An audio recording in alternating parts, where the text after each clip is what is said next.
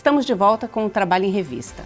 A gente tem a honra de receber hoje um dos maiores especialistas no Brasil sobre direito do trabalho, o professor da Universidade de São Paulo e doutor em Direito, Estevão Mallet. E o assunto também é um dos mais palpitantes do momento, a reforma trabalhista.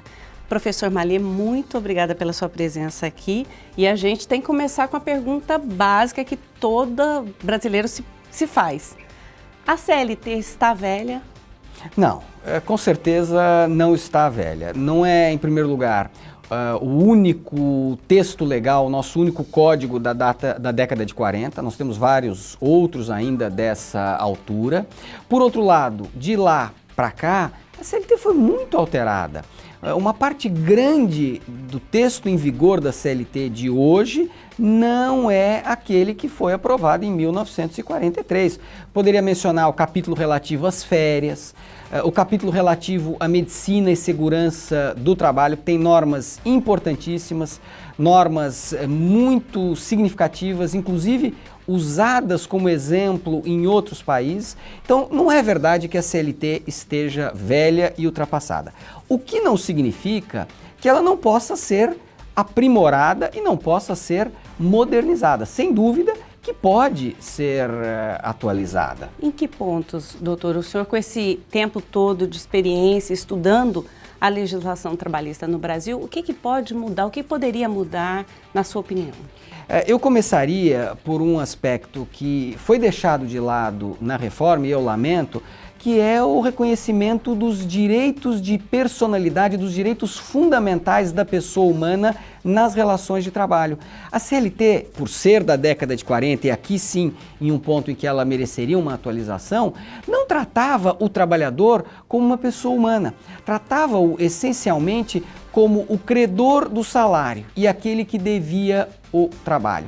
Mas quem trabalha é um ser humano que tem o direito ao nome, o direito à imagem, o direito à reputação, que devem ser preservados. E o nosso texto legal não trata disso, ao contrário do que fazem as legislações, sobretudo europeias, mais modernas. Então seria fundamental, numa reforma como a que está em curso, explicitar a existência desses direitos, reconhecê-los e salvaguardá-los. E com relação ainda ao texto que está sendo discutido, que pontos o senhor aponta como os que mais nocivos?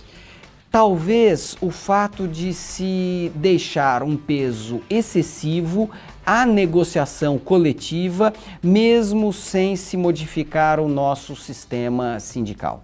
Nós temos um sistema sindical que precisa de uma reforma. Essa é uma reforma que deve vir antes, até porque aqui a evolução foi muito menor. Nós temos em linhas gerais, com algumas exceções, um sistema que é ainda o da década de 40, que em poucos países do mundo, se é que em algum se pode dizer, que permaneceu com essa característica. Eu queria que o senhor detalhasse um pouquinho mais essa condição sindical em que a gente vive, em que pontos o senhor pensa que ela poderia ser modificada e explicasse também um pouquinho mais isso que o senhor acabou de falar agora, que é a questão do acordado sobre o legislado. O Brasil está preparado para que os seus trabalhadores possam discutir e definir, né, com o empregador as normas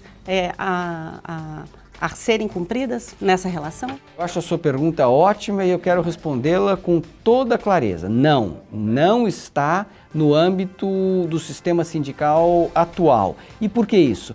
Porque nós temos uma pulverização de sindicatos, são mais de 16 mil sindicatos, segundo dados do Ministério do Trabalho.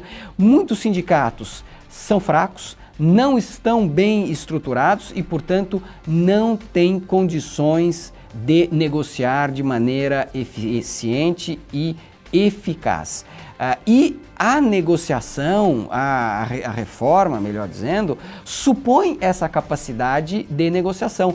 O legislador, no projeto, aposta muito na negociação como forma de estabelecer os padrões de trabalho. Mas como imaginar essa negociação no ambiente em que nós temos sindicatos que não contam com a participação dos trabalhadores, em que as assembleias são vazias, que vivem muitas vezes apenas da contribuição sindical e que forçosamente devem se dividir em múltiplas categorias, por isso é que nós chegamos a esse número de mais de 16 mil sindicatos.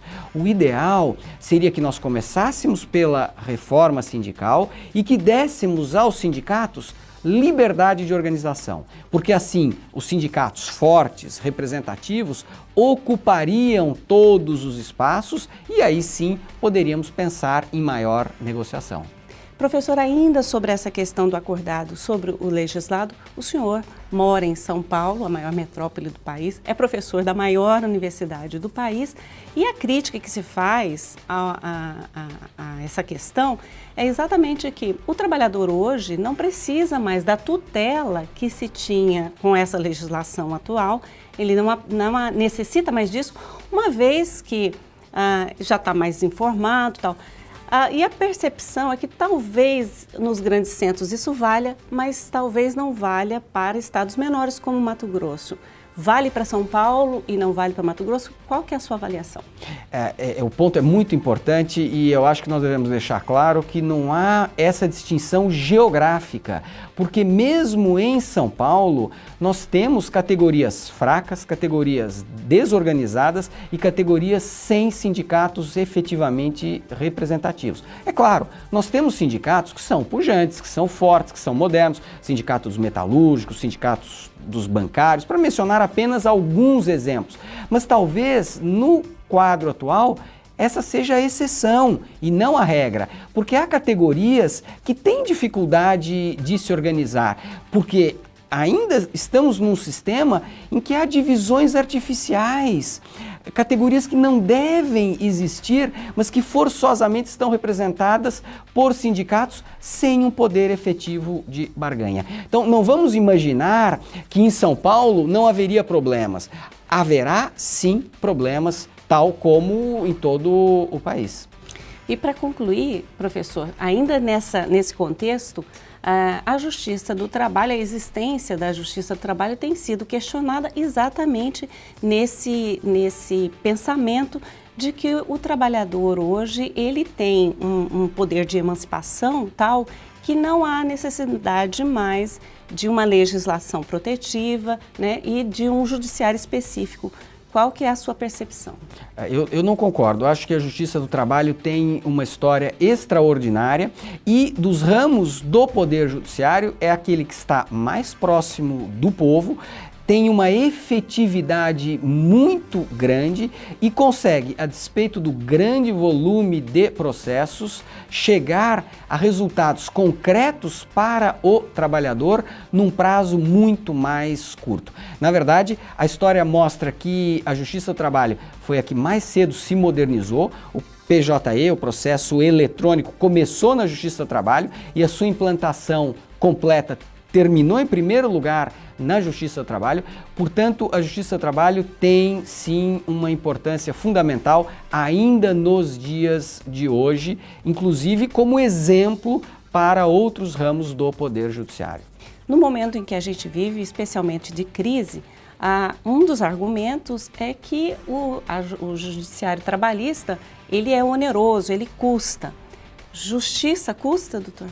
Tudo custa, democracia custa, saúde custa, educação custa, justiça também custa. Claro, os recursos podem ser mais bem geridos, podem ser melhor utilizados, mas não vamos imaginar que faz algum sentido diminuir custos eliminando uma função essencial do Estado e essencial para que nós tenhamos uma democracia plena como é a justiça. Melhor gestão dos recursos, sim.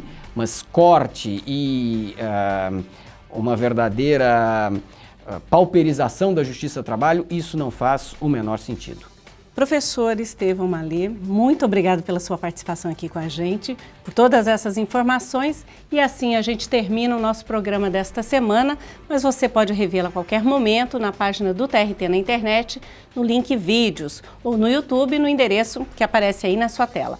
Aproveite para curtir o Facebook, o Twitter, o Instagram do Tribunal e ficar bem informado sobre a Justiça do Trabalho em Mato Grosso. Obrigada e até o próximo programa.